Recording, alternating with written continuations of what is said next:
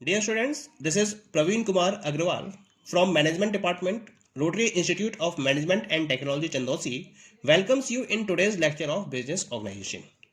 In today's lecture, we will discuss on the topic Objectives of Business Organization.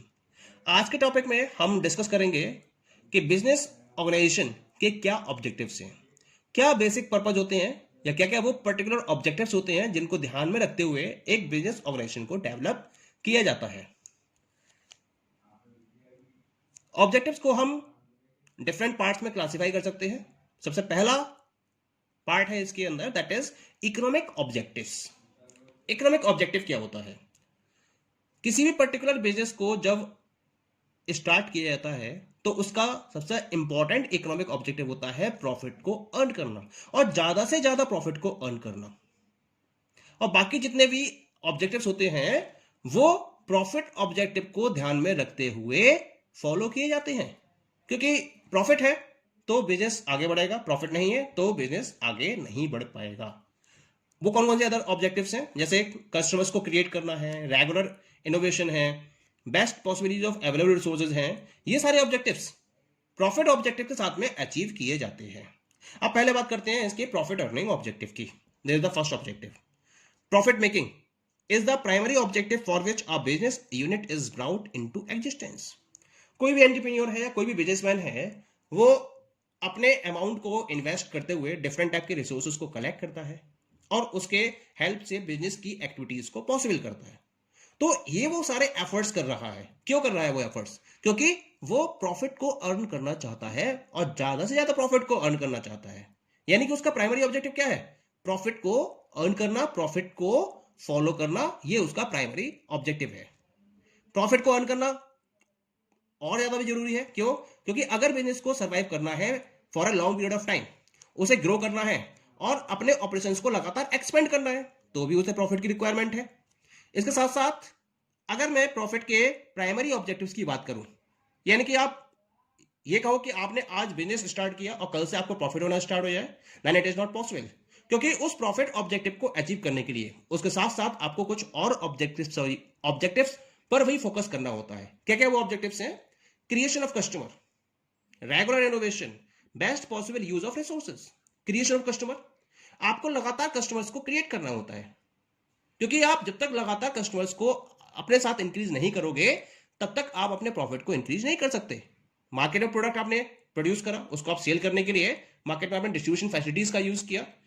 अब अगर market में customers आपके product को purchase नहीं करेंगे या आपके नंबर ऑफ कस्टमर्स कम रह जाएंगे तो आपका प्रॉफिट भी कम हो जाएगा।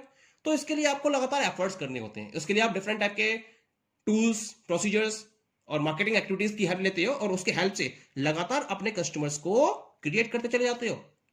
जैसे जैसे आपके नंबर ऑफ कस्टमर्स बढ़ते चले जाएंगे आपका प्रॉफिट भी बढ़ता चला जाएगा। ओके। दूसरा है रेगुलर इनोवेशन। मार्केट में आपने प्रोडक्ट लॉन्च किया, कंपटीशन बहुत टफ है। अब उस कंपटीशन को फाइट करने के लिए आपको एक ऐसा प्रोडक्ट मार्केट में लॉन्च करना होगा जिससे कस्टमर्स उसको तुरंत परचेज करने की पोजीशन में आ जाए। यानी कि उनका मोटिवेशन लेवल आपको इतना हाई कर देना होगा जिससे कि वो आपके प्रोडक्ट को परचेज करने के लिए फोर्स्ड हो जाए। लेकिन इसके लिए क्या जरूरी है? आपको इनोवेटिव आइडिया के साथ में प्रोडक्ट अवेलेबल कराना होगा, एक ऐसी टेक्निक फॉलो करनी होगी, एक ऐसे फीचर को इन्वॉल्व करना होगा जिससे कस्टमर्स ऑटोमेटिकली आपके प्रोडक्ट को परचेज करना स्टार्ट कर दें। लेकिन ये इनोवेशन कैसे होनी चाहिए? रेगुलर। ऐसा नहीं है कि आपने आज एक इनोवेटिव प्रोडक्ट लॉन्च कर दिया और कल को आप इनोवेशन करना भूल गए तो आपका मार्केट में प्रोडक्ट फेलियर को गेन कर लेगा। इसी वजह से आपको मार्केट में लगातार चेंजेस को फोकस करते हुए रेगुलर बेसिस पर इनोवेटिव प्रोडक्ट्स लॉन्च करते रहने होंगे। Third one, best possible use of resources. जो भी रिसोर्सेज आपके पास अवेलेबल हैं, अगर आप उनसे एफिशिएंसी को मैक्सिमम लेवल तक ले जाना चाहते हो तो आपको क्या करना पड़ेगा? उन रिसोर्सेज को बेस्ट पॉसिबल वे में यूज करना होगा, तब जाकर मैक्सिमम एफिशिएंसी के साथ में आप मार्केट में इनपुट्स को यूज कर सकते हो और अपने कॉस्ट को कम से कम कर सकते हो। ध्यान रहे, जब तक कॉस्ट मिनिमम नहीं होगी तब तक प्रॉफिट भी मैक्सिमम नहीं हो सकता, क्योंकि प्रॉफिट कहां से मिलेगा? रिवेन्यू माइनस कॉस्ट से। Profit is equal to revenue minus cost. Revenue maximum होगा, कॉस्ट मिनिमम होगी, और कॉस्ट को मिनिमम करने का तरीका क्या है? आपको अपने रिसोर्सेज को बेस्ट पॉसिबल वे में यूज करना होगा। Okay, now come to the second objective. This is the social objective. क्योंकि बिजनेस एक सोसाइटी से रन होता है, एक सोसाइटी के लिए रन हो रहा होता है, और उसको जो भी रिसोर्सेज है वो कहां से मिलते हैं? सोसाइटी से। इसका मतलब क्या होता है कि उसको सोसाइटी को ध्यान में रखते हुए अपने कुछ ऑब्जेक्टिव्स डिसाइड करने होते हैं। Social objectives are these objectives of business which are desired to be achieved for the benefit of the society. यानी सोसाइटी के बेनिफिट को ध्यान में रखते हुए आपको इन ऑब्जेक्टिव्स को फॉलो करना होता है, क्योंकि बिजनेस एक सोसाइटी में ऑपरेट करता है, इसके रिसोर्सेज को यूज करता है। इसी वजह से सोसाइटी भी कुछ ना कुछ एक्सपेक्ट करती है कि उनके वेलफेयर के लिए आप कुछ ना कुछ करो। तो क्या क्या ऑब्जेक्टिव्स हैं? पहला है production and supply of quality goods and services. सबसे पहला ऑब्जेक्टिव आपको यह ध्यान में रखना है कि आप सोसाइटी के लिए ऐसे गुड्स एंड सर्विसेज अवेलेबल कराएं जो क्वालिटी से कंप्लीट हो। इन क्वालिटी गुड्स को अवेलेबल नहीं कराना है आपको, आपको क्वालिटी गुड्स एंड सर्विसेज को प्रोड्यूस करना है और उसको सप्लाई करना है, जैसा कि सोसाइटी एक्सपेक्ट करती है। दूसरा है adoption of fair trade practices. आपकी ट्रेड प्रैक्टिसेस यानी कि आप जो गुड्स अवेलेबल करा रहे हो और जो आप ट्रेडिंग को फॉलो कर रहे हो वो फेयर प्रैक्टिसेस होनी चाहिए, उसमें कोई भी बेईमानी नहीं होनी चाहिए कि पता चला आपने डुप्लीकेट प्रोडक्ट अवेलेबल करा दिया या उसके अंदर मिलावट कर दी, ऑल्ट्रेशन कर दिया, उसके अंदर कोई भी धोखाधड़ी या चीटिंग वे में आपको अपने बिजनेस को रन नहीं करना है, बल्कि फेयर प्रैक्टिसेस को फॉलो करते हुए रन करना है बिजनेस को, जो सोसाइटी सबसे ज्यादा पसंद करती है। तीसरा है contribution to the general welfare of the society, और साथ में यह ध्यान रखना है कि सोसाइटी का जनरल वेलफेयर पॉसिबल हो सके। जैसे सोसाइटी को लगातार एम्प्लॉयमेंट मिल रहा हो, लगातार एम्प्लॉयमेंट अपॉर्चुनिटीज क्रिएट हो रही है सोसाइटी के लिए, ठीक है, उसके साथ साथ जो रिसोर्सेज आप उनके यूज कर रहे हो उसका उन्हें प्रॉपर अमाउंट मिल रहा हो, और उनका वेलफेयर पॉसिबल हो रहा हो आपके प्रोडक्ट को यूज करते हुए। ये 3 सोशल ऑब्जेक्टिव्स ध्यान में रखते हुए आपको अपने बिजनेस को आगे बढ़ाना होता है। Next one is human objectives. Human objectives क्या होते हैं? These refers to the objectives aimed at the well-being as well as fulfillment of expectations of employees, as also of people who are disabled, handicapped and deprived of proper education and training. यानी कि human objectives में आपको humans के welfare का ध्यान रखना होता है। जैसे आपकी ऑर्गेनाइजेशन में एम्प्लॉयज काम कर रहे हैं, वो ह्यूमंस हैं, तो उन पर्टिकुलर एम्प्लॉयज की कुछ एक्सपेक्टेशंस हैं आपसे, आपको वो फुलफिल करनी होती हैं। इसी तरीके से सोसाइटी के अंदर बैकवर्ड पर्सन्स हैं, हैंडीकैप पर्सन्स हैं, ऐसे पर्सन है जो प्रॉपर, जिनके पास प्रॉपर एजुकेशन नहीं है, जिनके पास प्रॉपर ट्रेनिंग नहीं है, उनको वो फैसिलिटीज मिले। इस तरीके से आपको अपने ऑब्जेक्टिव्स डिसाइड करने होते हैं। क्या क्या ऑब्जेक्टिव्स हैं इसके साथ साथ? Economic wellbeing of employees. आपको अपनी पॉलिसीज इस तरीके से फॉर्मुलेट करनी होती हैं बिजनेस में जिससे कि आपके एम्प्लॉइज का इकोनॉमिक वेलफेयर पॉसिबल हो सके, यानी कि उनको प्रॉपर अमाउंट मिले, प्रॉपर सैलरी मिले, प्रॉपर वेजेस मिले, जिससे कि वो अपने बेसिक नीड्स को प्रॉपर्ली कंप्लीट कर सके, फुलफिल कर सके। Next one is social and psychological satisfaction of employees. ये बहुत जरूरी है क्योंकि ह्यूमन बींग्स भी, क्योंकि एम्प्लॉइज भी क्या है, सोसाइटी से जुड़े हुए हैं, तो उनको एक साइकोलॉजिकल और एक सोशल सेटिस्फैक्शन मिलना भी बहुत जरूरी है। वर्क कंडीशंस इस तरह से होने चाहिए जिससे कि उनको प्रॉपर साइकोलॉजिकल सेटिस्फैक्शन मिल सके। ये वर्क कंडीशन पर डिपेंड करता है। Next one is development of human resources. Development कैसे पॉसिबल है? क्योंकि ह्यूमंस वर्कआउट कर रहे हैं, उन्हें अगर लगातार ट्रेनिंग मिलेगी, उन्हें लगातार नई नई चीजें सीखने को मिलेंगी, तो उससे उनका डेवलपमेंट पॉसिबल हो सकता है। तो ऑर्गेनाइजेशन को एफर्ट करना चाहिए कि अपने एम्प्लॉइज को ट्रेनिंग दे, उनको प्रॉपर एजुकेशन प्रोवाइड करे, जिससे कि उनका डेवलपमेंट पॉसिबल हो सके। And the last one is wellbeing of socially and economically backward people. क्योंकि ऑर्गेनाइजेशन लगातार प्रॉफिट को अर्न कर रही है इस सोसाइटी से, तो उसे सोसाइटी में बैकवर्ड पर्संस और इकोनॉमिकली वीकर सेक्शन सोसाइटी के लिए कुछ ना कुछ एफर्ट्स करते रहने चाहिए, उनके लिए डिफरेंट टाइप की फैसिलिटीज प्रोवाइड करती रहने चाहिए। So these are the human objectives. Okay, next objective is national objective. Being an important part of the country, every business must have the objective of fulfilling national goals and aspirations. क्योंकि आप इस particular country के अंदर workout कर रहे हैं, तो जिस कंट्री में भी आप वर्कआउट कर रहे हैं उस कंट्री के लिए भी आपके कुछ ऑब्जेक्टिव्स होने चाहिए। क्या क्या ऑब्जेक्टिव्स होते हैं एक बिजनेस के पॉइंट ऑफ व्यू से किसी कंट्री के लिए? क्रिएशन ऑफ एम्प्लॉयमेंट, क्योंकि आप एक बिजनेस को रन कर रहे हैं तो आपसे उम्मीद की जाती है कि आप अपनी सर्विसेज और अपने बिजनेस को ऐसे रन करें जिससे कि उस कंट्री में आपके पॉइंट ऑफ व्यू, आपके बिजनेस के हेल्प से एम्प्लॉयमेंट अपॉर्चुनिटीज को क्रिएट किया जा सके। दूसरा, promotion of social justice.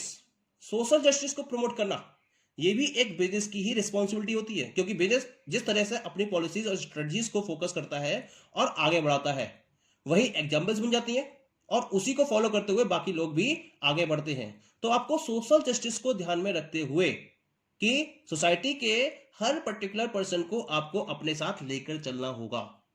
Next one is production according to national priority, क्योंकि आपके पास ऑप्शंस है कि आप किसी भी पर्टिकुलर प्रोडक्ट को डेवलप कर सकते हो, ये आपकी चॉइस होती है। लेकिन इसमें भी अगर आप ये देखते हो कि नेशनल प्रायोरिटी क्या है या देश आपसे क्या उम्मीद रखता है, किस प्रोडक्ट को डेवलप करने की उम्मीद रखता है, अगर ऐसे प्रोडक्ट्स आप डेवलप कर रहे हो तो इसका मतलब आप नेशनल ऑब्जेक्टिव को कंप्लीट कर रहे हो।